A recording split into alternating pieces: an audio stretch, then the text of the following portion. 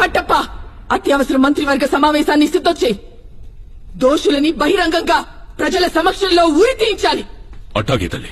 ద్రోహం చేశాడని నమ్మి ప్రాణానికి ప్రాణమైన బాహుబలినే చంపించిన దానిని పరమనీచుణ్ణి నన్ను క్షమిస్తామని ఎందుకు అనుకుంటానమ్మా?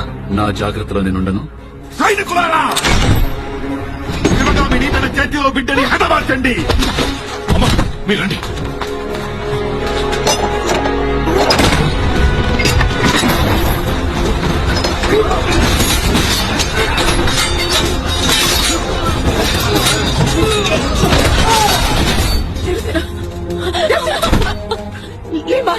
నా మాట వినత్తయ్యా.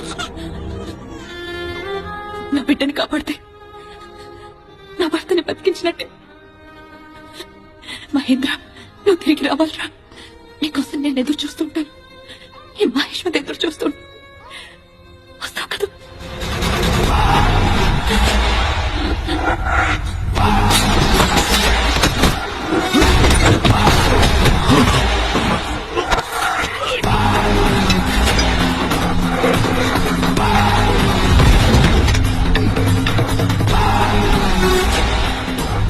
పట్టుకోలేకపోయా.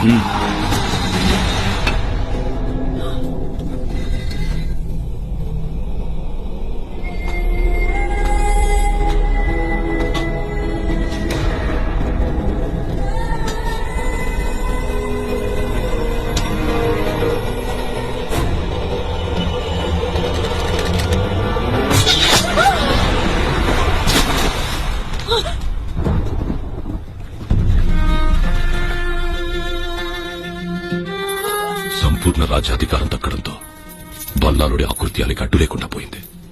దేవసేన మీద కోపంతో కుంతల రాజ్యాన్ని నామరూపం లేకుండా చేశాడు. ఈ ప్రపంచంలో ప్రేమించడానికైనా ద్వేషించడానికైనా నీకు నేను తప్ప ఇంకెవ్వరూ మిగల్లేదు. అందరూ నువ్వు చనిపోయావనుకున్నావు నాయన. కాని మీ నాన్నమ్మ తన ఊపిరి నీకు ఆయుష్గా పోసి నిన్ను కాపాడింది.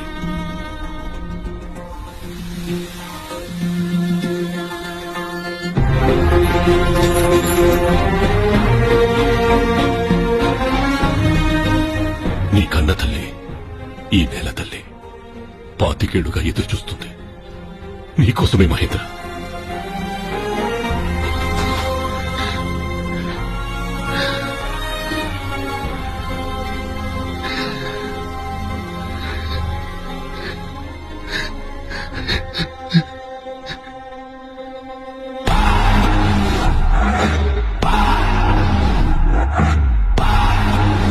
గురువాడ చాటింపై తాత